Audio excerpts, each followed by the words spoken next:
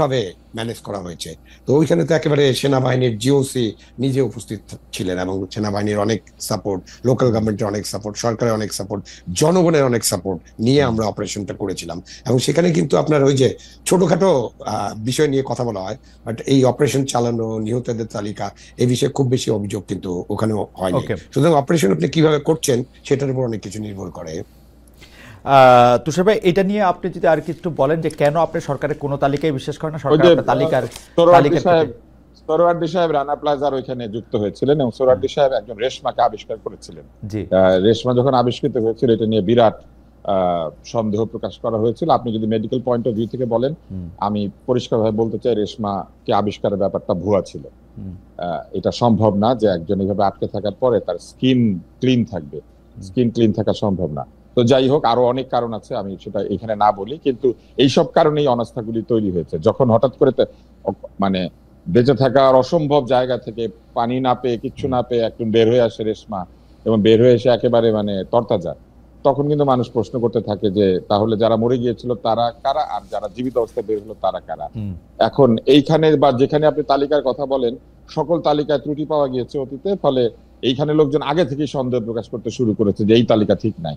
এই সবকিছুই না, দায়িত্ব কিন্তু সরকারকে কিন্তু নিতে হবে। তুষার ভাই, সরকারকে তু- এমন একটা ট্রান্সপারেন্ট ব্যবস্থা তৈরি করতে হবে যেখানে সরকার কোনো তালিকা দিলে লোকে বিশ্বাস করে। তুষার ভাই, শেখ হাসিনার সরকারের না হয় কোনো এজেন্ডা ছিল নানা রকম, এই সরকারের তো এরকম কোনো এজেন্ডা, পপুলারিটি গেইন করা, পপুলার হওয়া, সেগুলির কোনো এজেন্ডা নাই, আছে কি? না, নাই তো। নাই তো, থাকলে তো ওনারা পপুলার হওয়ার চেষ্টা করতেন। যেরকম পপুলারিটি নিয়ে তারা এসেছিলেন, হ্যাঁ, সেই পপুলারিটি প্রতিদিন বারবার কথা ছিল। হ্যাঁ। এই 11 মাস পরে এসে তো তাদেরকে ঘেরা হওয়ার কথা না। ফলে পপুলারিটি নিয়ে তাদের বিন্দু মাত্র মাথা ব্যথা নাই। তাদের মাথা ব্যথা হচ্ছে সংস্কার। তারা ওকে। সংস্কার করতে চান তাদের নিজেদের ইচ্ছা অনুযায়ী অথবা কারো প্রেসক্রিপশন অনুযায়ী। আর দ্বিতীয় যেটি তাদের মাথা ব্যথা, সেটা হচ্ছে নির্বাচন তাদের ভালো লাগে না। হুম। নির্বাচন জিনিসটা ভালো না, জনগণ ভোট দিতে পারে না, জনগণ টাকা নিয়ে ভোট দেয়। রাজনীতিবিদরা ভালো না, তারা টাকা দিয়ে ভোট কিনে। বা বাংলাদেশের নির্বাচন কমিশন ভালো না, কারণ নির্বাচন কমিশন কিভাবে কিভাবে ভোট করে তারা পারে না। পুলিশ ভালো না, তারা পাহারা দিতে পারে না। ডিসিএসপিরা ভালো না, তারা নির্বাচন আগে করে দেখাইতে পারে নাই। ফলে নির্বাচন আসলে না করলেই তো ভালো। ফলে তাদের এজেন্ডা হচ্ছে নির্বাচন না করা। আহ, তাদের উচিত নির্বাচন করেই এটাকে প্রমাণ করা। আমার মনে হয় যে আপনি যে কনস্পিরেসির কথা বলতেছেন, সেই কনস্পিরেসি আসলে এটা কনস্পিরেসি না। না, কিন্তু কনস্পিরেসি কিন্তু কি? কিন্তু কিন্তু কনস্পিরেসি হচ্ছে ষড়যন্ত্র। না, না, কিন্তু কনস্পিরেসি হচ্ছে ষড়যন্ত্র যেটা চোখের আড়ালে হয়। এটা তো আমরা পরিষ্কার না, দেখতে কিন্তু পাচ্ছি। কিন্তু আপনি আমি আপনাকে বলি, কিন্তু আপনি যেগুলি সোহরাওয়ার্দী উদ্যান ভোরে জনসভা করা যায়, তখন নিরাপদ পরিবেশ থাকে। হাজার হাজার লাখ লাখ লোক সোহরাওয়ার্দী উদ্যানে আসতে পারে। আহ ড্রোনের ভিডিও বা অন্য ভিডিও যাই বলুক, আমরা পত্রপত্রিকা এবং ঘোষণায় দেখেছি লক্ষ লক্ষ লোক পদযাত্রা করছে। পদযাত্রা করে জেলার পর জেলা সমান হচ্ছে, নাহলে জেগে উঠছে। তখন কোনো নিরাপত্তার ঝামেলা থাকে না। শুধু নির্বাচনের সময় বলে যে নিরাপদ কিন্তু পরিবেশের আপনি যে ঝামেলা, আপনি সেটা তো যে ওপেন, এটা তো কোনো ষড়যন্ত্র না। কিন্তু আপনি যে কথাগুলি বললেন, সেই কথাগুলি তো কিছুটা সত্য। ভোট কেনা বেচার কথাও সত্য। ডিসিএসপিরা যে নির্বাচন করার সময় অনেক ধরনের ম্যানিপুলেশন করতে পারে বা করে থাকে, সেগুলি রাজনৈতিক সত্য। দলই তো কেনা বেচা হয়, আমরা রাজনৈতিক দেখি। দলের রাজনৈতিক দলই তো কেনা বেচা হয়, আমরা দেখি এক্স্যাক্টলি। যে গাড়ি গ্লাস নেমে যায়, হ্যাঁ। ফলের ঠোঙ্গার মধ্যে রাজনৈতিক দল কেনা বেচা হচ্ছে। তো তো তা তো হয়ও। আচ্ছা, তুষার ভাই, আমি একটু আসতেছি আপনার কাছে একটা অন্য প্রসঙ্গ বা প্রশ্ন নিয়ে। কিন্তু দর্শকদের কাছে আমরা প্রশ্ন করছিলাম, যেহেতু আজকে মানে 2 দিন আগে এই জরিপটা করা, তখনও এই ট্র্যাজেডিটা ঘটে নাই। আমরা প্রশ্ন করেছিলাম পিআর পদ্ধতির দাবি সামনে এনে, মানে বিএনপি দাবি করছে যে পিআর পদ্ধতির দাবি সামনে এনে কিছু পক্ষ জাতীয় নির্বাচন পিছিয়ে দেওয়ার ষড়যন্ত্র করছে, এই দাবি বিএনপি করছিল। দর্শকদের কাছে আমরা প্রশ্ন করেছিলাম যে দলটির অবস্থান সঠিক বলে মনে করেন কিনা। শতকরা 35% দর্শক মনে করছেন যে হ্যাঁ, দলটির অবস্থান সঠিক। শতকরা 65% দর্শক মনে করছেন যে দলটির অবস্থান সঠিক না। 63,000 দর্শক আমাদেরকে ভোট দিয়েছেন। আমরা পরবর্তী প্রসঙ্গে যাই, যে এই যে আপনি জনপ্রিয়তার কথা বলছিলেন, সেটার মধ্যে রাজনৈতিক সরকারগুলো নানা কায়দায় প্রচার প্রপাগান্ডা করে নিজেদের জনপ্রিয় দেখাতে চায় বা ফেক জনপ্রিয়তা তারা আশা করে। এই অন্তর্বর্তী সরকারের মধ্যেও আমরা এমন একটু প্রবণতা দেখতে পাই। আমাদের প্রশ্নটা ছিল সেইটা, সেই পপুলারিটিটা দিয়ে তারা আসলে কি চায়। যে ধরেন মাইলস্টোনের ঘটনায় ত্রাণ চেয়ে গণমানুষের সাহায্য চাইলো এই সরকার, তারপরে আবার পরে এটা সমালোচনা হইলো, এটা আবার তুলে ফেললো, তুলে ফেলে তারপরে আবার কবরের জায়গার কথা বলল। এই মানে এই সরকারের মধ্যে এই জনপ্রিয় হওয়ার কৌশল বা এইটার কারণটা কি, এটা যদি একটু আমাদের ছোট করে বলতেন, আমাদের অনেকগুলি বিষয় আসলে আপনাদের প্রশ্ন করতে হবে। তুষার ভাই বলেন একটু ছোট করে। আমি আপনাকে একটা জিনিস বলি, এই সরকারের প্রধানের নামে যে স্ট্যাটাসগুলি দেওয়া হয়, স্ট্যাটাসগুলি কার সঙ্গে আলোচনা করে দেওয়া হয়? প্রেস উইং কি নিজে নিজে সিদ্ধান্ত নিয়ে দেয়, নাকি উনি নিজেই এটা দেখেন? ওনার নিজের নামে যে জিনিস যাবে সেটা তার নিজের দেখা উচিত, প্রেস উইং এর হাতে ছেড়ে দেওয়া উচিত না। প্রেস উইং তার সরকারের বিভিন্ন সিদ্ধান্তর বিষয়ে জানাবে, কিন্তু যে কাজগুলি একেবারে সরাসরি ওনার পেজ থেকে পোস্টেড হয়, যে স্ট্যাটাসগুলি, সেই স্ট্যাটাসগুলি ভাষা থেকে শুরু করে অনেক জায়গা আছে যেখানে ঠিক পলিটিক্যাল কিংবা তুষার ভাই, আমি প্রেস উইং এর কাছে জেনে বলছি যে এগুলি প্রত্যেকটাই ডক্টর মোহাম্মদ ইউনূসের অনুমোদন ক্রমে অনুমোদিত হয়। আমি এতদূর পর্যন্ত প্রশ্ন করেছিলাম যে 22 জন উপদেষ্টার মধ্যে কোন উপদেষ্টার কোন কাজ আপনারা সামনে আনবেন সেইটা আপনারা নিজেরা সিদ্ধান্ত নেন কিনা। আমি যেটা বুঝতে পেরেছি যে 22 উপদেষ্টার মধ্যে দেখবেন আপনি 5 জন বা 6 জন উপদেষ্টার কাজের কথাই আসলে সেইখানে সামনে বেশি আসে। পররাষ্ট্র উপদেষ্টার কথা সেখানে কখনোই আসে না, নিরাপত্তা উপদেষ্টার কথা অনেকবার আসে। এইটার কারণটা কি জানতে চাইলে তারা বলেন যে এটা তারা মানে আলোচনা করে ঠিক করে এটা করেন, অর্থাৎ ডক্টর মোহাম্মদ ইউনূসের সাথে আলোচনা করে ঠিক করে এটা করেন। তাহলে আমি বলবো যে এই জায়গাতে যেহেতু উনি নোবেল বিজয়ী হতে পারেন, কিন্তু এই ধরনের পপুলার কমিউনিকেশন বা পিপলস কমিউনিকেশন, এই জায়গাতে আমার মনে হয় যে তার অত্যন্ত ঘনিষ্ঠ কোনো ব্যক্তি যার এই ধরনের ধারণা আছে তাকে তার নিয়োগ দেওয়া উচিত বা নিযুক্ত করা উচিত, যাতে তারা তাকে প্রপারলি অ্যাডভাইস করতে পারেন। কেননা এই জায়গাতে আমি যথেষ্ট ঘাটতি পরিলক্ষিত করেছি। এবার আসেন যে জায়গাটিতে আমরা ছিলাম, যে এই সরকার পপুলার হতে চায় পিআর পদ্ধতি। আপনি যে নির্বাচনের যে ভোটাভুটির কথাটা বললেন, এইটা তো স্বাভাবিক। বিএনপি ম্যাক্সিমাম 35 থেকে 40% ভোটই তো পায়। ফলে বিএনপির ভোটাররা বলেছে 35% তারা এটা চায় না, তারা বিএনপির পক্ষে আছে। আর বাকি যে 65%, ওইখানে কিন্তু আওয়ামী লীগও আছে, ওইখানে কিন্তু অন্যরাও আছে, আরো অনেকে আছেন, তারা সবাই মিলে কিন্তু 65%। ফলে এই 65%-এর মধ্যে ওই পিআর এর পেলে যারা জীবনে কিন্তু ইলেকশন করে জীবনে একটা সিট পাবেন না, সরাসরি ইলেকশনে ওই পিআর পদ্ধতিতে গেলে একটা দুইটা সিট পাবেন, এরা সবাই ওইখানে আছেন। ফলে এই যে জরিপটা আপনারা করেন, এই জরিপটা কিন্তু বিএনপি বনাম গোটা বিশ্ব, যেটা আগে ছিল আওয়ামী লীগ বনাম গোটা বিশ্ব। তো বিএনপি কে দিয়ে রিপ্লেস করা হয়েছে আওয়ামী লীগকে, এবং এখন একটা ইউনিভার্স তৈরি করা হয়েছে যে ইউনিভার্সের মধ্যে বিএনপি বনাম গোটা বিশ্ব।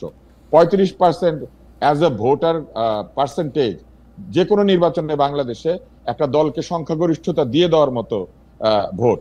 ফলে পিআর কেন চাইবে বিএনপি? তাদের তো চাওয়ার কোনো প্রশ্ন ওঠে না। কিন্তু উল্টা দিকে যারা 65% ভোট দিচ্ছেন, এদের অধিকাংশের জামানত বাজেয়াপ্ত হবে যদি ডিরেক্ট ভোটিং এ যায়। এই জামানত বাজেয়াপ্তওয়ালারা সবাই জীবনে একবার সুযোগ পেয়েছে উচ্চ কক্ষে গিয়ে বসবে, তাও নিম্ন দিকে না, নিম্নে তো সরাসরি ভোট। উচ্চ কক্ষে গিয়ে ওনারা বসে যারা সরাসরি ভোটে বিজয়ী হয়ে এসেছে তাদের উপরে মুরব্বিয়ানা করবে। 1% ভোট পেয়ে 35% দলদের উপরে মুরব্বিগিরি করবে। এই ভোটাভুটি, ইন্টারনেটের ভোটাভুটি, এটা simply the same as real vote বাংলাদেশে। এবং আপনি আওয়ামী লীগকে ছেড়ে দেন কালকে, তাহলে আওয়ামী লীগ এখানে আরো 25% বা 20% ভোট নিয়ে এসে হাজির হবে। তখন দেখবেন যে 35%, 25% বা 20%, এবং তারপরে বাকিরা। আমার মনে হয় যে পিআর পদ্ধতি বা নির্বাচন নিয়ে আমরা আরও একদিন বিস্তারিত আলোচনা করব। আমি একটু আবুল আলম মোহাম্মদ শহীদ খান আপনার কাছে আসতে চাই যে, শহীদ ভাই, এই সরকারের প্রেস উইং আসলে প্রধান উপদেষ্টা প্রেস উইং, প্রধান উপদেষ্টা যা বলেন বা যা বলতে চান সেটা। আমি প্রেস উইংটার দিকে খেয়াল রাখি, প্রেস উইংয়ের লোকজনের সাথে কথা বলি প্রধান উপদেষ্টা কি বলতে চান বা কি জানাতে চান সেটার জন্য। কিন্তু আমি প্রধান উপদেষ্টার মধ্যে এক ধরনের পপুলিস্ট হওয়ার মানে আকাঙ্ক্ষাটা দেখি। এইটার কারণটা কি? উনি তো ভোটে দাঁড়াবেন না, উনি এই পপুলারিটিটা কেন তিনি অর্জন করতে চান? মানে যখন যেদিকে ছাতা সেদিকে বৃষ্টি ধরে আপাত মানে খুব বাহবা পাওয়ার কিছু পথ করে দিয়ে। এটা তো তার নতুন চাওয়া না, এটা তো তিনি তার জীবনের শুরু থেকে চেয়েছেন। সবসময় তার একটা পপুলার হওয়ার একটা কাজ উনি করতেন।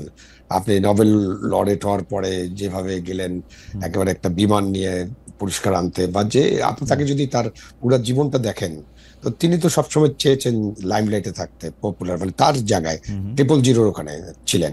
তো সুতরাং উনি পপুলার হতে চান, এটা তার মধ্যে আছে, এটা মানুষ স্বাভাবিকভাবে হতে চায়। বাট এখন উনি যে রাজনীতি এবং কূটনীতি এবং আমার যে নীতি, যেখানে আপনার আমাদের ভূ রাজনৈতিক যে পরিস্থিতি, আমাদের যে সিকিউরিটি নীতি, এই যে 3 জায়গায় উনার যেসব কাজ উনি আগে জীবনে করেছেন, সেই সব কাজে উনি অনেক সাকসেসফুল, মানুষের ব্যাপারে কোনো সন্দেহ নেই, সেটা নিয়েও হয়তো অনেকে সমালোচনা করবে। বাট এখানে এসে তার যে 3টা জায়গা, সেই 3টা জায়গায় তিনি তো ভালোভাবে তার পদক্ষেপগুলো নিতে পারছেন না, ভালোভাবে কাজটা করতে পারছেন না, মানে কাজগুলো ভালোভাবে হচ্ছে না, এটা আমরা দেখছি। তো সুতরাং উনি উনার কাজের মধ্য দিয়ে পপুলার হতে চাইবেন, কিন্তু এইরকম আপনি ফেসবুক পোস্টিং দিয়ে কি পপুলার হওয়া যায় নাকি? পপুলার হওয়ার জন্য আরো অনেক কিছু আছে। অবশ্যই আমরা চাইবো যে আমাদের যে অন্তর্বর্তীকালীন সরকার বা যে কোনো সরকার, তারা তাদের জনভিত্তি থাক, জনগণ তাদেরকে পছন্দ করুক। জনগণের যদি পছন্দ না থাকে তাহলে তো ওই সরকারটা রান করবে না। সুতরাং অন্তর্বর্তীকালীন সরকারের প্রতি জনগণের সমর্থনটা থাকা দরকার, এবং জনগণের সমর্থন পাওয়ার জন্য তাদেরকে যে কাজগুলো করতে হবে অর্থনৈতিক ক্ষেত্রে, রাজনৈতিক ক্ষেত্রে, আইন শৃঙ্খলা বজায় রাখার ক্ষেত্রে, দ্রব্যমূল্যের ক্ষেত্রে, এরকম অনেকগুলো উদাহরণ দেওয়া যায় যে ডে টু ডে যে কাজ, সেই কাজগুলো ভালোভাবে করতে হবে, সেখানে তাদের পপুলার হওয়ার সম্ভাবনা বেশি। আপনি ফেসবুকে কি লিখলেন কি লিখলেন না, কবরের জায়গা দিলেন কি দিলেন না, আপনি কত টাকা তাদেরকে অনুদান দিবেন কি দিবেন না, এগুলো দিয়ে তো আসলে পপুলারিটি নির্ভর করে না। এবং আমাদের তো ইয়েস শহীদ ভাই, বলেন। না আপনি আপনি আপনি আপনি এটা পরিষ্কার করছেন। আমাদের দর্শকরা একটা বিষয় পরিষ্কার করতে চান যে আমাদের মন্ত্রণালয়ের চিফ এক্সিকিউটিভ অফিসার তো নিশ্চয়ই মন্ত্রী। ইয়েস, আমাদের যে বর্তমান আইন অনুযায়ী চিফ এক্সিকিউটিভ অফিসার মন্ত্রী, মন্ত্রী বা উপদেষ্টা যিনি আছেন। আচ্ছা, সেই হিসাবে শিক্ষা সচিবকে যে প্রত্যাহার করা হয়েছে একটা ডিসিশনের উপর ভিত্তি করে, এইটা কি ঠিক করা হয়েছে? মানে মানে মানে আমার শিক্ষা উপদেষ্টা সিআর আবরার আমার খুবই প্রিয় মানুষ, আমি তাকে পছন্দ করি, উনিও হয়তো আমার পছন্দ করেন, কিন্তু যদি এইখান থেকে কাউরে প্রত্যাহার করতে হয় তো মানে ডিসিশনটা কি শিক্ষা সচিব নিতে পারেন? বা মানে উনি যদি সিইও হন, উনি কি তার চিফ অপারেশন অফিসারের উপর দায়িত্ব দিতে পারেন যে তার কারণে আমি এটা কথা শুনি নাই? তাহলে না, এরকম কথা বললে তো এটা মানে তাহলে লেজটা আসলে নড়াইতেছে কে? Who is wagging the dog? এটা তো অনেক পুরানো একটা রাজনৈতিক কথা আছে না, কুকুর লেজ নাড়ে না, লেজ কুকুরকে নাড়ায়, সেটা আমরা দেখতে চাচ্ছি। আর প্রথমত হলে এই সিদ্ধান্ত অন্যায় সিদ্ধান্ত, আপনি এই শিক্ষা সচিবকে যে প্রত্যাহার করা হয়েছে এটা একটু অন্যায়। এটাও আপনি একটা ধামাচাপা দেওয়ার চেষ্টা করছেন, যে আপনি এটা করে আপনি হয়তো রোজটাকে থামানোর চেষ্টা করেছেন, কিন্তু রোজ থামানোর জন্য আপনি একজনকে অপমান করতে পারেন না। সুতরাং এই দায়িত্বটা সবাই মিলে নেওয়ার কথা ছিল, এবং এই দায়িত্বটা ঠিক মতো পালন করা হয়নি, এটা পরিষ্কার করা উচিত ছিল। এবং এই দায়িত্ব পালন না করার জন্য একদম পুরো উপদেষ্টা পরিষদ, প্রধান উপদেষ্টা পর্যন্ত যাবেন, কারণ হলো যে এইসব সিদ্ধান্ত প্রধান উপদেষ্টা পর্যন্ত যাবে। আমাদের দেশে তাই যায়। ইন্টারমিডিয়েট পরীক্ষা কালকে হবে না, কারণ এটা রাষ্ট্রীয় শোক দিবস, এত বড় একটা ট্রেজেডির ঘটনা ঘটছে। এইটা আমি বললাম যে আমি এটা করে দেন, মানে আপনি শিক্ষা উপদেষ্টার ভাষণ শোনেন, শিক্ষা উপদেষ্টা বলছেন যে আমি এটা বলছি এটা করে দেন, শিক্ষা সচিব বলছে না পরীক্ষা পিছানোর দরকার কি, সেজন্য আর করি নাই। আমি কি আমার নিজের কান বিশ্বাস হয় না শহীদ ভাই, মানে সত্যি সত্যি যে এইটা এইটা এটা এটা সম্ভব কোনো মানে অ্যাডভাইজার বা মিনিস্টারের পক্ষে এটা বলা? আমার মনে হয় না শিক্ষা সচিব বা যে কোনো সচিব এই ধরনের কথা বলবেন, কারণ তারাও তো এই দেশে বসবাস করেন, তাদের তো সেন্সিটিভিটিটা বোঝার সামর্থ্য আছে। এত বড় একটা দুর্ঘটনা, জাতীয় শোক দিবস, তখন যদি আমাদের আলোচনা হয় যে পরীক্ষা নেওয়া যাবে কিনা, আর আমরা শিক্ষা সচিব নিজে আর জনাব খান আমরা সচিবদের চিনি না। এই মানে কি পাবদা মাছ 9 ইঞ্চির জায়গায় 9.5 ইঞ্চি হয়েছে দেখে পুরো পাবদা মাছ ফেরত দিয়ে আবার পাবদা মাছ শিক্ষা সচিবরা কিনাই না দেয় নাই মন্ত্রীদের। তো মানে আর মন্ত্রীদের সিদ্ধান্ত সচিবরা বলবে আমি এটা করবো না, তাও এরকম একটা যৌক্তিক সিদ্ধান্ত না, এটা সম্ভাবনা একদম জিরো। আমি জানি না কি পর্যায়ে আলোচনা হয়েছিল এবং আলোচনাটা ঠিক মতো হয়েছে কিনা। এখানে একটা তারা সবাই মিলে এই জায়গায় একটা জগা খিচুড়ি পাকিয়ে দিছে। এখন তো দাবি উঠবে যে আবার অটো পাস দাও, ওইদিকে যাচ্ছে মনে হয়। রাইট এই পরীক্ষা দিতে পারে অটো পাস দাও, অথবা অন্য কিছু একটা করো, বিমান কেন এই কেন সেই কেন। আচ্ছা তুষার ভাই, আমি একটু পলিটিক্যাল লিডারদের কথা আসি এবং ডাক্তারদের মানে চিকিৎসা পার্সপেক্টিভে।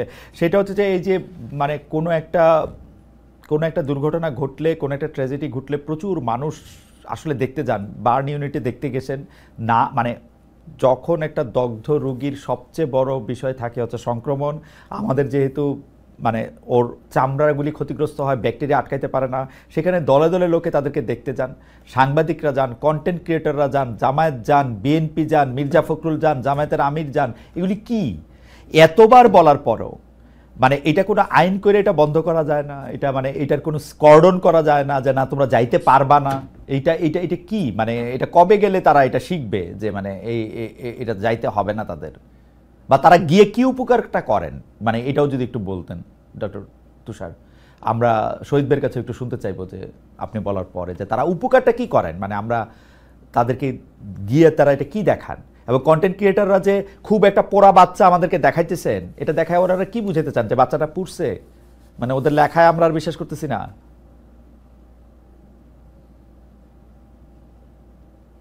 তো সবাই কি আমাদের শুনতে পাচ্ছেন? হ্যাঁ, শুনতে পাচ্ছি। জি উত্তর দিব? জি, তো সবাই একটু যদি মন্তব্য করতেন। জি। হ্যাঁ, প্রথম বিষয় হচ্ছে যে সমস্ত হাসপাতালে ইনফেকশন কন্ট্রোলের প্রোটোকল আছে। কোনো হাসপাতালে এইভাবে কোনো লোক ঢুকতে পারার কথা না, ঢোকে না, এর আইন আছে। ইনফেকশন প্রিভেনশন হচ্ছে হাসপাতালের প্রথম কাজ, কিন্তু সেইটা আমাদের বাংলাদেশে কোনো হাসপাতালকে পালন করতে দেওয়া হয় না, কারণ হাসপাতালগুলি এইভাবে বাইরের ভিজিটর থেকে শুরু করে, দালাল থেকে শুরু করে, বিড়াল কুকুর থেকে শুরু করে সবার জন্য উন্মুক্ত আছে। কারণ হাসপাতালের প্রতিরক্ষা দেওয়ার কোনো সিস্টেম নাই। আপনি এখানে প্রতিরক্ষা দেওয়ার জন্য এপিসি মোতায়েন হবে, অনেক কিছু মোতায়েন হবে বিভিন্ন জায়গায়, কিন্তু হাসপাতালকে ঠিক মতো প্রতিরক্ষা দেওয়ার জন্য ঠিক মতো পুলিশ মোতায়েন করা নাই, আনসার মোতায়েন করা নাই। হাসপাতালের মধ্যে ঢুকে ডাক্তার এবং নার্সদেরকে প্রতিদিন প্রহার করা, বিভিন্ন সময় চড়চাপড় দিয়ে বেরিয়ে যাওয়া, এটা একটা নিত্য নৈমিত্তিক ঘটনা। আমি আপনাকে হোয়াটসঅ্যাপ গ্রুপের মেসেজ দেখাতে পারবো মেডিকেল বিশ্ববিদ্যালয়ে, যেখানে কার্ডিওলজির ডাক্তাররা বলছেন যে প্রতিদিনই তো কেউ না কেউ থাপ্পড় খাচ্ছি, আজকে কে খায় দেখা যায়। এবং তারপরে একজন লিখেছেন যে আজকেরটা ঘটে গিয়েছে, আজকে অমুকে খেয়েছেন থাপ্পড়। আপনি চিন্তা করেন মেডিকেল বিশ্ববিদ্যালয়ের ভিতরে ঢুকে কার্ডিওলজি ওয়ার্ডের ডাক্তারদেরকে প্রতিদিন কেউ না কেউ চর মেরে যায়। এরকম একটা হোয়াটসঅ্যাপ কনভারসেশন আমার কাছে আছে। এখন এইটা কেন হয়েছে বাংলাদেশে, এটা যদি আপনি জানতে চান তাহলে আমি বলবো যে একটা সময় বাংলাদেশে রোগী দেখতে যাওয়ার ব্যাপার ছিল, রোগী মরে যাবে, ফলে রোগীকে হরলিক্স, আঙ্গুর, কমলা, আপেল নিয়ে যেত লোকজন। রোগী খুশি হয় মৃত্যুর আগে আত্মীয় স্বজনকে দেখতে পেরেছে, আর রোগীর আত্মীয় স্বজনরা খুশি হয় যে অমুকে অমুকে আমার আব্বাকে দেখতে আসছিল। কিন্তু সেই জায়গা থেকে বাংলাদেশের চিকিৎসা ব্যবস্থা অনেক এগিয়ে গেছে, কিন্তু দুর্ভাগ্যজনক ভাবে আমাদের সমাজ ব্যবস্থা আগায় নাই। এখনো মনে করা হয় যে কেউ যদি রোগী হয় তাকে হাসপাতালে আঙ্গুর, আপেল, কমলা নিয়ে দেখতে গেলে এটা খুবই ভালো।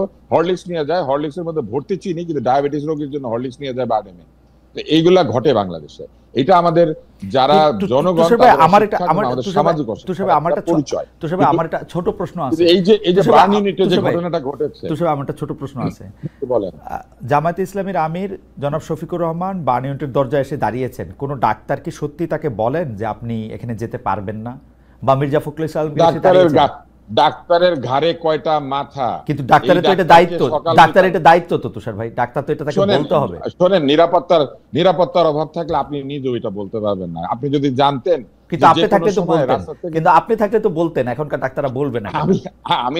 আমি থাকলে বলতাম, আমি একটা ব্যতিক্রম। এখনকার ডাক্তাররা না, কোন ডাক্তার এটা চিন্তা করতে পারে না, কারণ ও যদি মার খায় ওর নিজের চিকিৎসা কোথায় হবে? না না, এটা আমি কেন জানতে চাইতেছি তুষার ভাই, এটা আমি কেন জানতে চাইতেছি, আমাকে ডাক্তার শফিকুর রহমানের সাথে আমি কথা বলবো, উনি নিজেও একজন ডাক্তার, আমি তার সাথে কথা বলবো, উনি আমাকে বলবেন ভাই আমার তো এটা কেউ বলে না, আমি গ্লাস নিরাপত্তা নিয়ে ঢুকছি। মির্জা ফখরুল ইসলাম একই কথা বলবেন, মানে কোন ডাক্তার কি ওনাকে বলছেন? চাই না, উনি ডাক্তার কি বলছেন? আমি ওনার সমালোচনা করতে চাই না, কিন্তু উনি দুইবার বক্তব্য দিতে গিয়ে গরমের কারণেই হোক বা ওনার কোন অসুস্থতার কারণেই হোক, হঠাৎ ব্লাড প্রেশার কমে যাওয়ার কারণেই হোক, অথবা ক্যারোটিড আর্টারির সাপ্লাইয়ের দুর্বলতা থাকার কারণেই হোক, উনি কিন্তু পড়ে গিয়েছেন দুইবার। উনি নিজে ডাক্তার হওয়ার পরও নিজের স্বাস্থ্যের যত্ন না নিয়ে, ওই সময় কি কারণে এটা হতে পারে তার এটা বিবেচনায় না নিয়ে উনি বসে বসে বক্তৃতা দিয়েছেন।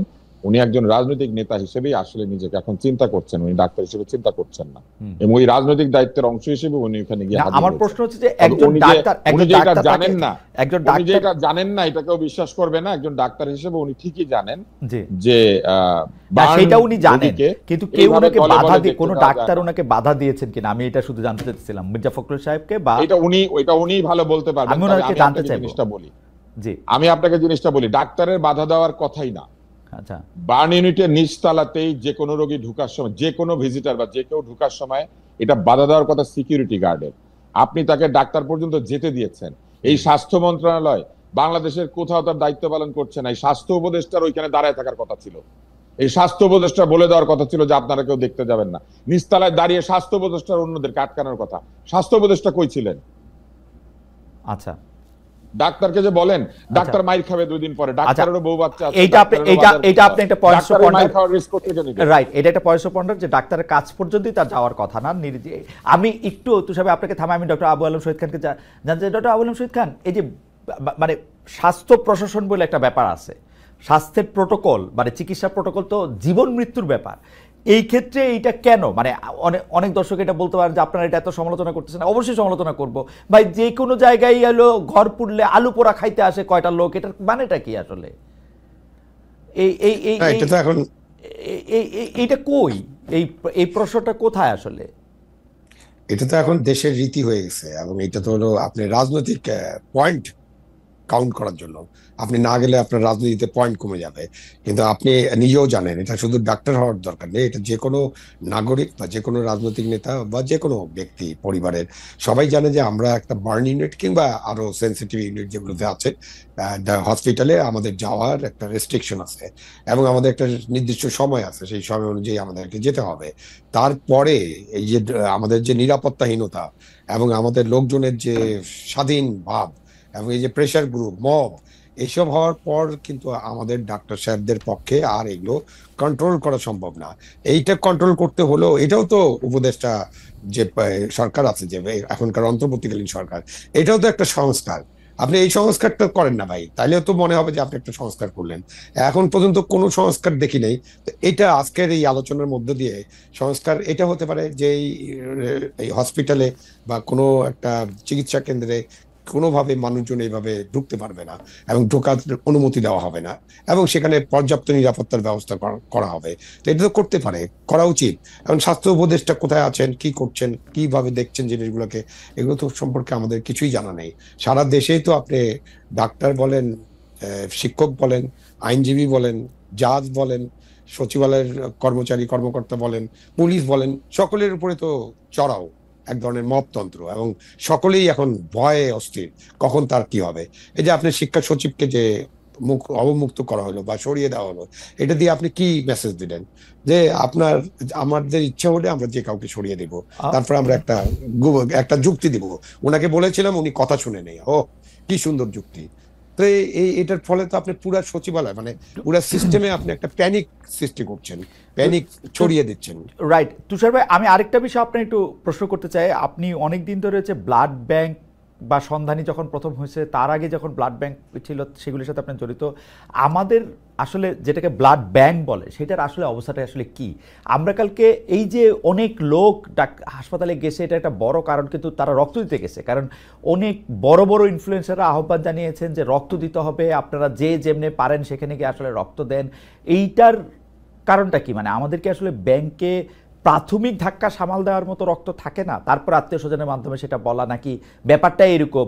কারণ আমি কালকে খোঁজ নিয়ে জেনেছি কয়েক হাজার মানুষ সেখানে শুধু রক্ত দিতে গিয়েছেন, অনেক হাসপাতালের অনেক জায়গায় কয়েক হাজার, এটা বেশি হইতে পারে। আমি একটু আপনাকে জিনিসটা ব্যাখ্যা করি। এটা একটা টেকনিক্যাল ব্যাখ্যা। প্রথম হচ্ছে যে মানুষ আসলে উৎসাহে চলে যায়, মানুষ কিছু করতে চায়। তো সাধারণ মানুষ কি করতে পারে? রক্ত দিতে পারে অথবা কিছু টাকা দিতে পারে। তো তারা রক্ত দিয়ে আরো তাদের এই ভালোবাসা বা মনে করেন যে তাদের যে কন্ট্রিবিউশন সেটা করতে চায়, এটা খুব একটা খারাপ কিছু না। আর রক্তের প্রয়োজনও হয়। বার্ন ভিকটিমকে আসলে সরাসরি রক্ত দেয় না, প্লাজমা দেয় বা অনেক সময় ভিন্ন ভিন্ন রক্তের যে কণিকা আছে সেগুলো দিতে হয়। এটা ডিসাইড করেন ডাক্তাররা, এগুলিকে আলাদা করতে হয়, রক্ত থেকে আলাদা করতে হয়। তো ফলে বার্ন ভিকটিমকে কি দেওয়া হবে এটা ডাক্তাররা সিদ্ধান্ত নেন। আমাদের যে ব্লাড ব্যাংক আছে, যেগুলো সরকারি ব্লাড ব্যাংক, সেগুলো কিন্তু সায়েন্টিফিক ব্লাড ব্যাংক, এবং সেখানে মোটামুটি রক্তের মজুদ থাকে, একেবারে থাকে না, আপনার কাছেও রক্তের মজুদ থাকে। কিন্তু এই ধরনের ক্রাইসিস মোমেন্টে যে পরিমাণ রক্তের প্রয়োজন হয় সেই পরিমাণ রক্ত আসলে কোনো ব্যাংকে রাখাটা ফিজিবল না।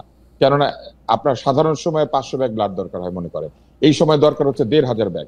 কিন্তু সাধারণ সময়ের জন্য 500 ব্যাগ রাখা ঠিক আছে, কিন্তু সবসময় ইমার্জেন্সির জন্য 1500 ব্যাগ ব্লাড রেখে দিলে ব্লাড কিন্তু নষ্ট হয়। ব্লাড কিন্তু পচনশীল দ্রব্য, এটা রেখে দেওয়া যায় না অনেকদিন পর্যন্ত। তাই এইটার একটা ম্যানেজমেন্ট আছে, এবং ঢাকা মেডিকেল কলেজে একটা বিভাগই আছে এই ব্লাড ব্যাংক, ব্লাড বিষয়ক। ফলে ঢাকা মেডিকেল এবং ইভেন বার্ন ইউনিটে অত্যন্ত আধুনিক ব্লাড ব্যাংক আছে, এবং সেখানে এগুলো করার সুযোগ সুবিধা তাদের আছে। বিষয়টা হচ্ছে যে কার কি গ্রুপের ব্লাড লাগবে এটাও কিন্তু চাহিদা অনুযায়ী আনতে হয়। যখন এরকম সবাই মিলে ব্লাড দিতে চলে যায়, তখন যেই গ্রুপগুলি বেশি, ও বি, এইগুলির অনেক রক্ত চলে আসে। কিন্তু যেগুলির নেগেটিভ ব্লাড কিংবা ধরেন এবি এই ধরনের ব্লাড যেগুলো কম পাওয়া যায়, এগুলা কিন্তু কম আসে। তাই ব্লাড দিতে গেলে আসলে চাহিদা অনুযায়ী ব্লাড দেওয়াটাই জরুরি। আমাদের দেশের যে ম্যানেজমেন্টটা নাই সেটা হচ্ছে ব্লাড ডোনারদের একটা ডেটাবেস, একটা সেন্ট্রাল ডেটাবেস নাই। সন্ধানীর একটা ডেটাবেস আছে, বাঁধন নামে একটা অর্গানাইজেশন আছে, তাদের আছে, রেড ক্রিসেন্টের একটা ডেটাবেস আছে, কারা অ্যাক্টিভ ব্লাড ডোনার আর কারা এখন আর অ্যাক্টিভ ব্লাড ডোনার না, তাদের বয়স অনেক হয়ে গিয়েছে, তারা এখন আর ব্লাড দিতে পারছেন না। যেমন আমি আমার জীবনের প্রথম ব্লাড দেওয়া এবং চোখ দান করা একসাথে করেছি 18 বছর হওয়ার সাথে সাথে। এটার জন্য আমাকে কেউ বলতে হয় না, না, কিন্তু সবাই তো আর এইভাবে যায় না। কিন্তু তুষার ভাই ম্যানেজমেন্টটা হলো ব্লাড ম্যানেজমেন্টের ক্ষেত্রে ইন্টারন্যাশনাল সিস্টেমটা হচ্ছে যে আপনি আসলে ব্লাডটা একটা নির্দিষ্ট, মানে এটা একটা হাসপাতালের সাথে লাগোয়া ব্লাড ব্যাংকে আসলে কেউ ব্লাড দিতে এরকম আহ্বান জানায় না। তার ফলে তো হচ্ছে যে অনেকগুলি মানুষ সেখানে গেলে অনেকগুলি হাসপাতালের লোক আমি একটু আমাদের স্বাস্থ্য ব্যবস্থার ত্রুটির কথাটা বলি। জি, আন্তর্জাতিক ভাবে যেভাবে স্বাস্থ্য ব্যবস্থা পরিচালিত হয় আমাদের এখানে সেভাবে হয় না। যেহেতু আমাদের এখানে সরকারি স্বাস্থ্য ব্যবস্থা সরকারি হাসপাতালকে ঘিরেই চলে, সেই জন্য আমাদের এখানে এই ব্লাড ডোনেশনের বিষয়টা মেডিকেল কলেজ, সরকারি মেডিকেল কলেজগুলিতে প্রথম শুরু হয়েছিল সন্ধানী দিয়ে, আর সরকারি যে ব্লাড ব্যাংকগুলি আছে এগুলাই হচ্ছে ব্লাড ডোনেশনের জায়গা হয়েছে। এর বাইরে মহাজাতকের আছে, কোয়ান্টাম ফাউন্ডেশনের ব্লাড ডোনেশনের জায়গা, আর আছে হচ্ছে রেড ক্রিসেন্টের ব্লাড ডোনেশনের জায়গা। মানুষই তো ভিন্ন ভিন্ন জায়গায় যে ব্লাড ডোনেট করতে পারে এটা মানুষ জানে। এই জন্যই সেন্ট্রাল ডেটা ব্যাংক এবং সেন্ট্রাল ডেটাবেস ম্যানেজমেন্ট থাকা জরুরি। একটা ব্লাড মনে করেন নষ্ট হচ্ছে, মনে করেন একটা ও নেগেটিভ ব্লাড নষ্ট হচ্ছে রেড ক্রিসেন্টে, আর আপনি ও নেগেটিভ ব্লাড খুঁজে বেড়াচ্ছেন ওই মুহূর্তে ঢাকা মেডিকেলে।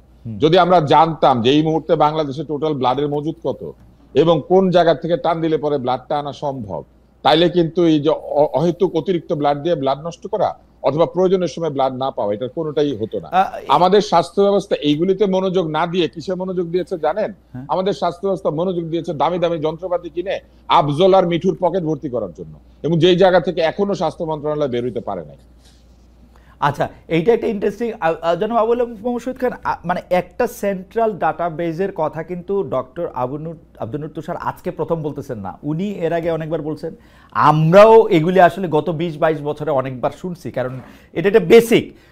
এইটা কেন করা হয় না আপনি কি জানেন এটা কিছু, যে মানে কেন এরকম একটা সেন্ট্রাল ডাটাবেস করে খুব কম্পিউটার নিয়ন্ত্রিত একটা জায়গা করা হয় নাই, সার্চ একটা অপশন সহ, এটা কেন করা হয় নাই, এটা আপনার কোনো আইডিয়া আছে? আমি একটা কথা একটু বলে দেই শহীদ ভাইয়ের কাছে যাওয়ার আগে। খুব সহজ ব্যাপার, সরকার দেখবেন SMS দেয়, আইসা ট্যাক্স দেন, আইসা অমুক দেন, এমনকি এটাও দেয় যে সব ব্লাড দিয়ে যান। কিন্তু যে মুহূর্তে ক্রাইসিস, আজকে যেটা ডেটাবেস ম্যানেজমেন্ট থাকতো, এবং এটা কিন্তু আছে আপনার NID তে আছে, সব জায়গায় আছে। ধরেন বাংলাদেশের সব ও নেগেটিভ ব্লাড যাদের আছে, একটা মেসেজ পাইলেন যে এই মুহূর্তে বাংলাদেশে অমুক জায়গাতে এত ব্যাগ ও নেগেটিভ ব্লাড দরকার, আপনি যদি ওই জায়গার কাছে থেকে থাকেন তাহলে একটু ব্লাডটা দিয়ে আসেন। এটা দেওয়া কিন্তু কিচ্ছু না, এটা যে 1-2 ব্যাপার না। এবং যে ব্লাড অলরেডি আছে সেগুলিরও তো একটা ডাটাবেস থাকলে সেটা একটা সুবিধা। পৃথিবীর সব দেশে সেটা তো থাকবে। পৃথিবীর সব ডোনারদেরকে কল করা, না পৃথিবীর সব দেশে ডোনারদেরকে কল করার সিস্টেম থাকলে 3000 লোক যাইতো না, তারা ওয়েট করতে। এবং ব্যাংকে ব্লাড দরকার আমি যাই, এবং ব্যাংকে যেরকম থাকে সে মানে তা জানাটা খুব জরুরি। একটু বলবেন শুধু এটা কেন হয় নাই? সম্ভবত এখানে মানে কারো কারো প্রফিট নাই, হতে পারে কমার্শিয়ালি এটা লাভজনক না। ধরেন আপনি ব্লাড ব্যাংক চালাবে যারা, যে ডাক্তার বা যারাই এটা করবেন, তাদের কাজটাকে তারা মনে করেন যে এটাতে তো তাদের খুব বেশি একটা উন্নতি হবে না, এবং এখানে তো টাকা পয়সা নাই, সুতরাং এখানে কমিশন খাওয়ার স্কোপ কম। তো সব মিলিয়ে আমরা এই জিনিসটাকে খুবই গুরুত্বপূর্ণ মনে করি না। একটা তো হলো আমাদের দুর্নীতির কারণে, আরেকটা হলো আমরা গুরুত্বপূর্ণ মনে না করার কারণে আমরা ওই জায়গাটায় এইভাবে ডেভেলপ করতে পারছি না। বাট এগুলো ডেভেলপ করতে হবে, এগুলো ছোট ইস্যু, বাট এগুলো কিন্তু সংস্কারের মূল ইস্যু হওয়া উচিত। এগুলো নিয়ে তো কোনো আলোচনা নাই। শহীদ ভাই, আমি আপনার কাছে প্রসঙ্গে আসতেছি, তার আগে বলি আমাদের একজন দর্শক বলছেন 3 জন আওয়ামী সন্ত্রাসী বসে বক বক করছে টকশোতে। এইটি উনি তার নিজস্ব আইডি থেকেও বলেন, মানে তার আইডিটা মানে কোনো মানুষের নাম বলে মনে হচ্ছে না, কিন্তু তিনি এটি অনেকবার বলেছেন। আর আরেকজন মব সন্ত্রাসী বসে বসে আমাদেরকে দেখছে।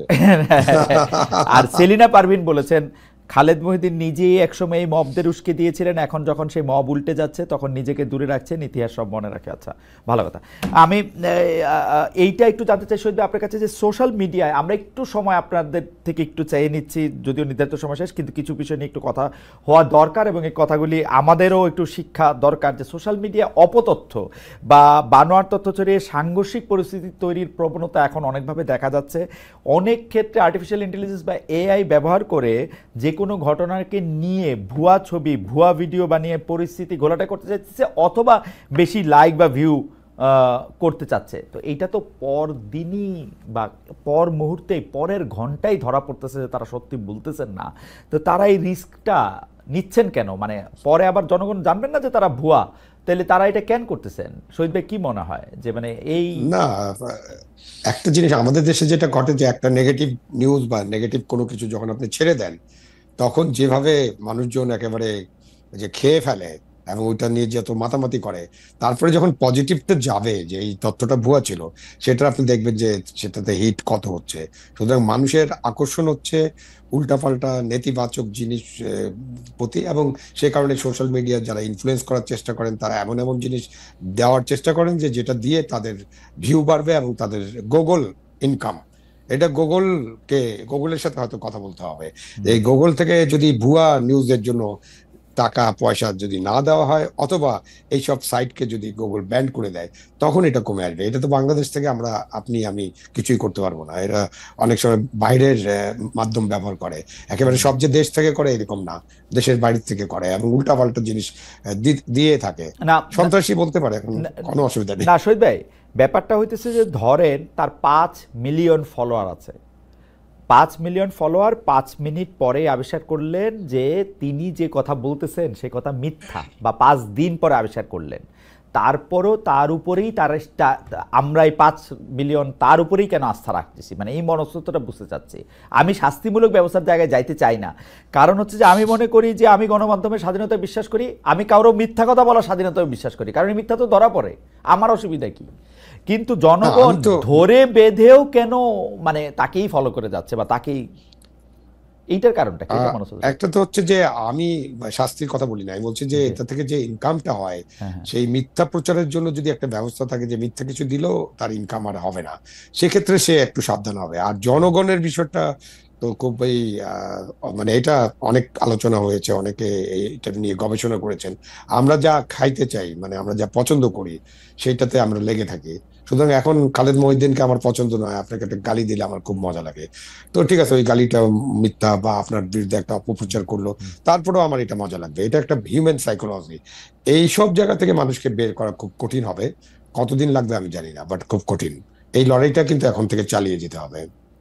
তুষার ভাই কি মনে করেন? তুষার ভাই, যে মানে আমরা সাংবাদিকতা, আমি পরীক্ষার খাতায় প্রশ্ন উত্তর লিখেছি যে মিথ্যা সংবাদের মূল্য তো নাই, কারণ মিথ্যা সংবাদ একটু পরেই ধরা পড়ে, ওকে কিছু দিয়ে বাঁচানো যায় না। তাহলে যে মিথ্যা সংবাদ দেয় বা দিতে থাকে তার মানে তার ভয় লাগে না যে সে পাঠক হারাইতে পারে, দর্শক হারাইতে পারে, তাকে পছন্দ কম করতে পারে, কিন্তু সেটা চালাই যাচ্ছে এবং দর্শকও তাকে দেখতেই পাচ্ছে। এটার কারণটা কি? হাজার যুক্তি দিয়েও বোঝানো যাচ্ছে না যে ভাই তুমি যারে সত্য মনে করতেছো এটা তো সত্য না। এইটার কারণটা কি তুষার ভাই? তুষার ভাই কি আটকে গেছেন? তুষার ভাই কি আমাদেরকে শুনতে পাচ্ছেন? মিথ্যা সংবাদ না না না না না না আমি শুনতে পাচ্ছি। মিথ্যা সংবাদ ছড়ানোর কারণ হচ্ছে ইন্টারনেটে যখন কোনো এই ধরনের ভিডিও আসে, এটা প্রথম 5 দিনে যে লাইক ভিউ কামাই করে এবং এটার মাধ্যমে যে ডলার পাউন্ড পাওয়া যায়, এটা 5 দিনের মধ্যে মূল কামাইটা হয়ে যায়। এরপরে এটা যে মিথ্যা, সেটা দিয়ে আরেকটা ছাড়লে ওইটাও আবার একইভাবে পয়সা করে আনতে থাকে। তাই যারাই গুজব ছড়ান তারা প্রথমে গুজব ছড়িয়ে দিয়ে পয়সাটা কামান, তারপরে আবার এই গুজবটাকে ডিবাঙ্ক করে আরেকবার পয়সাটা কামান। এবং শুধু তাই না, ওই 4-5 দিনের মধ্যে এটা যখন ডিবাঙ্ক হয়ে যেতে শুরু করে, মানুষ কে ছড়িয়েছিল এটা ভুলে যায়, কারণ গুজবটা বিদ্যুৎ বেগে সবাই নিয়ে এমন ভাবে ছড়িয়ে দেন যে তারা মোটামুটি বৈষম্যহীন ভাবে এই টাকা পয়সা শেয়ার করতে থাকেন। এটা মূলত সোশ্যাল মিডিয়ার দুর্বলতা। যে দুর্বলতাটা কাজে লাগাতে পারতো বাংলাদেশের মেইনস্ট্রিম মিডিয়া, তারা নিজেদেরকে সততার প্রতিমূর্তি হিসেবে সঠিক সংবাদ ছড়িয়ে দিয়ে মানুষকে আস্থার জায়গাতে নিয়ে আসতে পারতো, যে ঠিক খবর পাওয়ার জন্য আমাদের সোশ্যাল মিডিয়া যাওয়ার দরকার নাই। কিন্তু ওনারা যা করেছেন তাতে করে এই গুজব ছড়ানোর প্রক্রিয়াটাকে আরো ভালোভাবে উস্কে দিয়েছেন, এই কারণ ওনারা নিজেরা এইসব জায়গা থেকে ধার করে সংবাদ পরিবেশন করেন। ওনারা নিজেরা ইন্টারনেটে ফেসবুকে বসে থাকেন। আপনি দুটো সেট কভার করছেন। আপনি অডিয়েন্সের জায়গা থেকে যদি আপনি বলতেন তুষার ভাই, যেমন ধরেন আমি অডিয়েন্স, আমি এখন যে মিথ্যা সংবাদ মানে ধারাবাহিকভাবে দিতেছে বা গুজব দিতেছে, তারে আমি এত পরিত্যাগ করি না, তারে আমি এত পছন্দ করি, সেটা হচ্ছে এন্টারটেইনমেন্ট। আমি আপনাকে একটা মজার জিনিস বলি, আমরা যখন ছোট ছিলাম, ইত্তেফাক ছিল বাংলাদেশের সবচেয়ে বড় পত্রিকা। হ্যাঁ, কিছুদিন পর পর ইত্তেফাক একটা সংবাদ ছাপতো, পটলের মধ্যে মানুষের মুখ, কিংবা বেগুনের মধ্যে হাতির ছবি, বা বেগুনের মধ্যে গণেশের ছবি, মানে এইটা দিত আর কি। আবার আরেকটা সংবাদ ছাপতো, বট গাছের উপরে তাল গাছ, তাল গাছের উপরে আগুন জ্বলেছে। এটা তারা কিছুদিন পর পর দিত, ইত্তেফাকের মতো পত্রিকা, কারণ এই সংবাদ দিলে মানুষ এটা নিয়ে বেশ আলোচনা করে। এটা এক ধরনের সেন্সেশনাল খবর আর কি। তো এইটা আসলে বহুদিনের প্রবণতা। এইসব সংবাদ পড়তে মানুষ বেশ পছন্দ করে, please believe it or not এর মতো। মনে মনে মানুষ যেটা ভাবে সেটা একখানে উস্কানি পেয়ে যায়, যা যা ভেবেছিলাম এটাই তো ঠিক। এটা নিয়ে আবার চায়ের দোকানে বেশ গল্প গুজব করে, বলছিলাম না অমুক ওয়েবসাইটটা দেখো, আমার কথাই ঠিক। আসলে উনিও গুজব ছড়াচ্ছিল, ওই ওয়েবসাইটে গুজব ছড়ায়। কে যে কাকে আগের মিথ্যাটা বলেছে সেটা সে জানে না। আরেকটা হচ্ছে এই ধরনের রসালো গুজব মানুষ পছন্দ করে। আপনি দেখবেন যে কিছু কিছু জায়গাতে মানুষ যায় শুধু গালি শোনার জন্য, সে নিজে কিন্তু এই গালিটা দেয় না, কিন্তু অমুকে গালি দিচ্ছে এটা দেখে সে খুব আনন্দ পায়। মানে আরে অমুক ভাই তো তমুক ভাইরে ফাটায় দিল, এটা সে বসে বসে দেখে। যেমন আপনি মোহাম্মদ আলী ফ্রেজিয়ারকে ঘুষি দিয়ে শোয়াই দিচ্ছে, আমাদের যেমন একটা আনন্দ লাগে না, ওরকম এরা নিজেরা কোনো কথাবার্তা বলতে পারে না, এদের নিজেদের ভাষা নাই, এদের নিজেদের কোনো যুক্তি নাই, কিন্তু ধরেন আমি আর আপনি মারামারি করছি, এটা দেখে সে আনন্দে মানে মরে যায়, আরে ভাই খালেদ ভাই তো অমুক দিন তুষার ভাইরে শোয়াই দিল। আচ্ছা আচ্ছা আচ্ছা, এবং আপনি দেখবেন এটা সত্যি সত্যি তারা আপনার এই বক্তব্য ধরে এটা ছোট রিল হইতে পারে যে দেখা গেল যে এটাতে আর আমরা শেষ প্রসঙ্গে আসি। যেমন আমি একবার মাশরাফির একটা সমালোচনা করেছিলাম, আমি দেখলাম সবাই এটা করছে, মাশরাফিকে ধুয়ে দিলেন। হ্যাঁ, আমি তো ওরে ধুয়ে দেই নাই ভাই, ধুয়ে দিলে তো পরিষ্কার হয়ে গেল। আমি ওর গায়ে যে ময়লাটা লেগেছে আমি তাকে সতর্ক করেছি যে তোমার গায়ে ময়লাটা লাগবে না। দেখেন এত বছর পরে এসছে, ওই ময়লার কারণে তার প্রাইস গুলা লোকে ছুঁড়ে ফেলে দিচ্ছে, তার বাড়িটাকে জ্বালিয়ে দিচ্ছে। আমি কিন্তু বহু আগে তাকে সতর্ক করেছিলাম। এখন আমাকে নিয়ে তখন বলেছে মাশরাফিকে ধুয়ে দিলেন, কিন্তু বিশ্বাস করেন বাংলাদেশে যদি একটা ক্রিকেটারকে আমি পছন্দ করি, প্রথমে সেটা মাশরাফি, দ্বিতীয় যদি পছন্দ করি সেটা সাকিব, তৃতীয় হচ্ছে তামিম, চতুর্থ হচ্ছে মুশফিক, পঞ্চম হচ্ছে মাহমুদুল্লাহ রিয়াদ। এখন ধরেন আমি যদি কালকে একটা লিখি, যেমন এই যে 5 জনের নাম বললাম না, বলবে ফ্যাসিস্টের 2 দোসরের নাম বললেন তুষার। না আপনাকে আমি ওর খেলা দেখতে পারবো না। আপনাকে এমনিতেই যথেষ্ট পরিমাণ আওয়ামী লীগের বলা হইতেছে এখন, এবং এই ধুয়ে দেওয়া এটা বলে কোনো লাভ নেই। আওয়ামী লীগ নিজে বিশ্বাস করে না আমি আওয়ামী লীগ। আওয়ামী লীগ যদি আমাকে নিজে বিশ্বাস করতে, আওয়ামী লীগ 16 বছরে আমার বাড়িতে অন্তত একটা লাড্ডু হইলেও পাঠাইতো।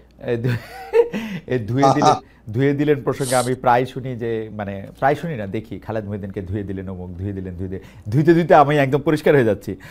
আর মানে এটা ভালো হইতেছে, একরকম ময়লা থাকতেছে না গায়ে। শহীদ ভাই, আমরা একটা শেষ প্রসঙ্গে আসি, আপনি এটা শুরু করবেন, আমি তুষার ভাই থেকে এটা জানতে চাইবো। অনেক দর্শক জানতে চাইতেছেন যে আসলে যার সাথেই দেখা হয়, যার সাথেই কথা হয়, আমরা বাংলাদেশিরা মানে মনে হয় যেন ভবিষ্যৎ নিয়ে খুব ভীত, এবং মনে হয় যেন ভবিষ্যতে কি হবে এটা ঠিক বুঝতে পারতেছেন না। এদের মধ্যে একজন আছেন, তারা মনে করেন যে ডক্টর মোহাম্মদ ইউনূসের সরকারটা যদি একটু প্রলম্বিত হইতো তাহলে হয়তো কিছু জিনিস ভালো হইতো, বিএনপি আসলে হয়তো অনেক দুষ্টমি শয়তানি হবে। আরেক দল আছেন আবার, তারা মনে করেন যে বিএনপি যত দ্রুত আসে ততই ভালো, কারণ বিএনপি একটা পলিটিক্যাল গভর্নমেন্ট করে দেশটাকে একটা সঠিক পর্যায়ে নেয়ার ব্যাপারে নেতৃত্ব দিতে পারবে। ডক্টর মোহাম্মদ ইউনূস কোনো রকম কোনো পায়তারা করে আরও বেশি দিন থেকে যেতে চান, কিন্তু আসলে ভবিষ্যৎ নিয়ে কম বেশি সব পক্ষই আসলে একটু শঙ্কিত। মানে ভবিষ্যতে কি হবে আপনি যদি একটু ছোট করে বলেন, আমরা তুষার ভাইকেও একটু ছোট করে বলবো, একটু জ্যোতিষী কথা, আসলে ভবিষ্যৎটা কেমন দেখতে পান?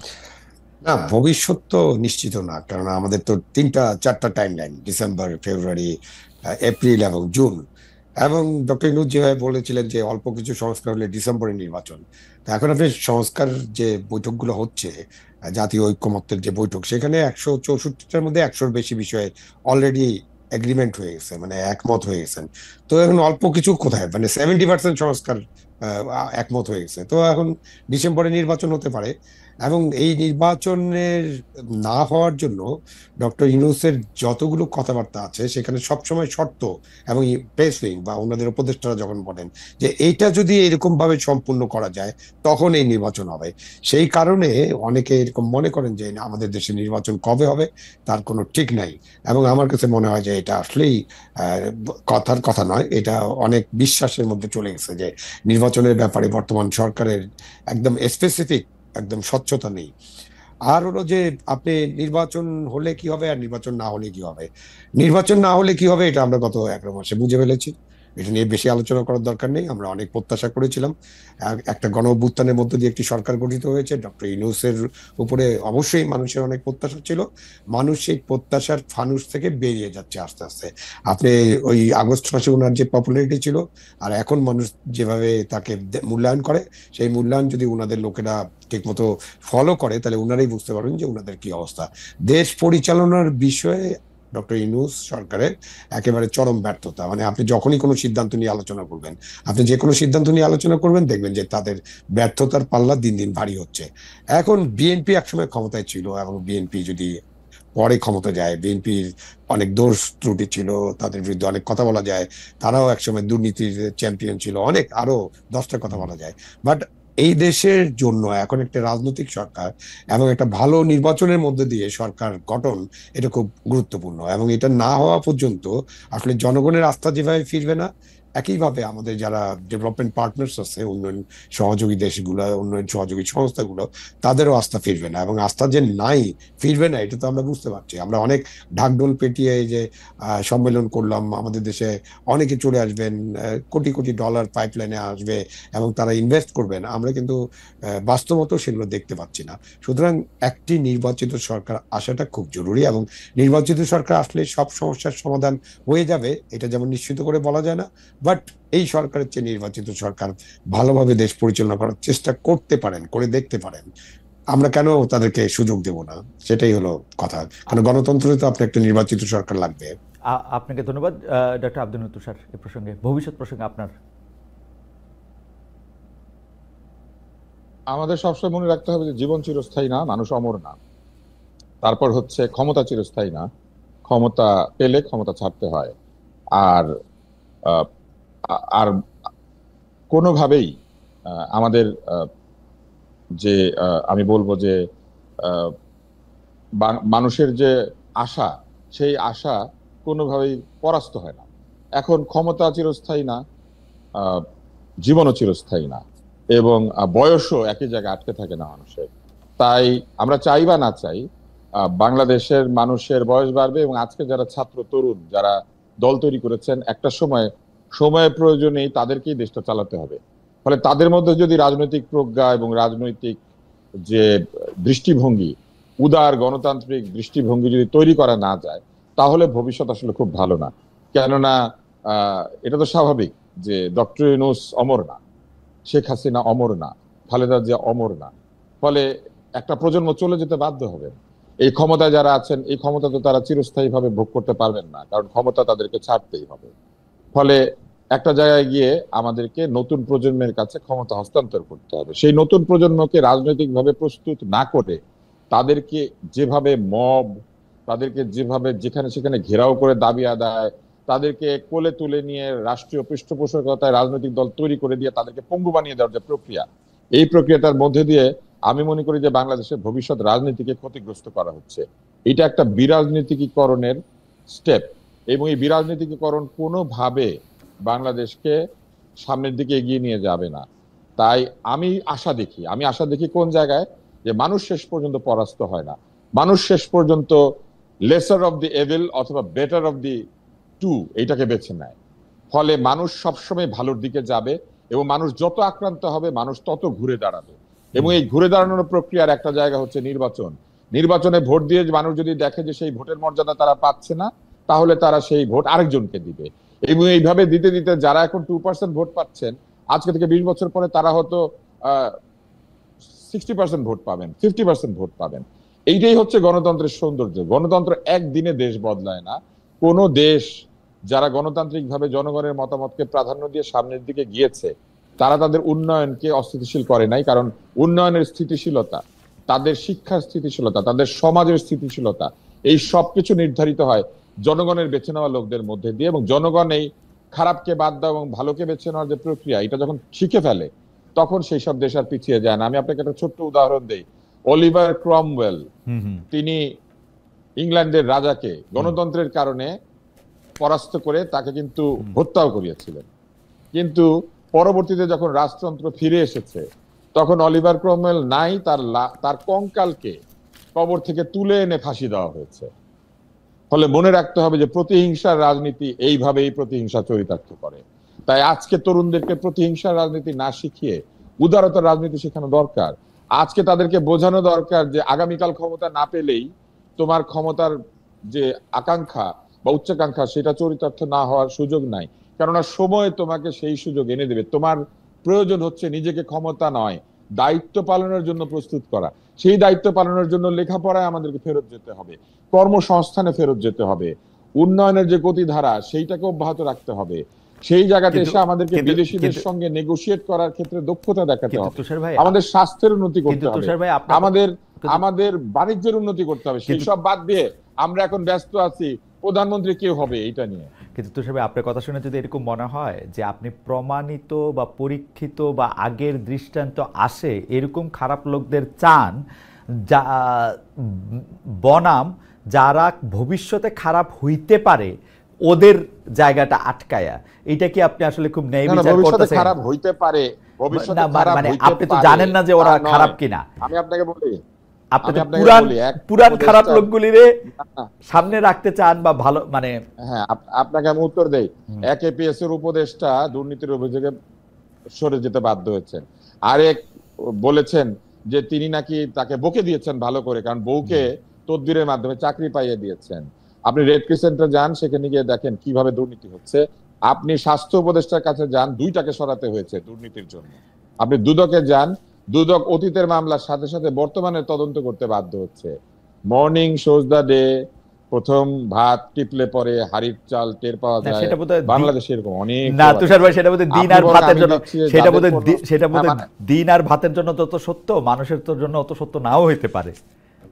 ডিম আর ভাতের চাইতে মানুষের বেলা এটা বেশি সত্য হয়, কারণ মানুষের বেলা আচ্ছা, তার ঠিক আছে। প্রাথমিক আচরণের মধ্যে দিয়ে এটা প্রমাণিত। আমি আপনাদের বলি, মেসিকে যখন আপনারা খুব মর্যাদা করেন, ম্যারাডোনাকে, পেলেকে বলেন কি জানেন, সে কাগজের ঠোঙ্গা দিয়া বল বানায় বল খেলতো। খেলছে, হ্যাঁ। কাগজের ঠোঙ্গা দিয়া বল বানায় খেললে যদি মেসি ম্যারাডোনারে বোঝা যায়, তাহলে কাগজের ঠোঙ্গায় টাকা নিলেও বোঝা যায় যে কোন রাজনীতিবিদ দুর্নীতিবাজ হতে যাচ্ছে। আচ্ছা, ঠিক আছে তুষার ভাই, আপনাকে অনেক ধন্যবাদ। ধন্যবাদ অনেক জনাব আবু আলম শহীদ খান, আপনাকেও। আমরা দর্শকরা অনেকে আজকে আমাদের সঙ্গে ছিলেন, আমরা একটা দুঃখ ভারাক্রান্ত মনে শুরু করেছিলাম আজকের অনুষ্ঠান। আমরা জানি যে ভবিষ্যতেও হয়তো আমাদের এরকম দুঃখ আরও পেতে হবে, এইসব দুঃখের মধ্যে দিয়ে আমাদের যেতে হবে, সেটা যতটা কম পারা যায় ততটাই আমাদের লক্ষ্য। একজন দর্শক আমার কাছে জানতে চেয়েছিলেন যে বাংলাদেশের ভবিষ্যৎ আপনি কি মনে করেন। আমি মনে করি, আমি তুষার ভাইয়ের সাথে এখানে কিছুটা একমত। আমি মনে করি বাংলাদেশের মানুষই বাংলাদেশের প্রাণ। আসলে প্রাণপণে চেষ্টা করেও বাংলাদেশটাকে যারা চালিয়েছেন তারা বাংলাদেশটাকে পিছিয়ে নিয়ে যেতে পারেননি, কারণ বাংলাদেশের সাধারণ জনগণ তারা অনেক চেষ্টা করেছেন বাংলাদেশকে পেছানোর, কিন্তু সাধারণ জনগণের রেজিস্ট্যান্সের কারণে সেটা একটু এগিয়েছে। আমিও আমার ভবিষ্যতের এর মধ্যে তাই দেখি। ডক্টর শহীদ খানও আসলে অনেক সুন্দর করে অনেক কিছু বলেছেন। আপনাদের দুজনকে অনেক ধন্যবাদ। আমার ভবিষ্যতে অন্য অনুষ্ঠানে আরও অনেকের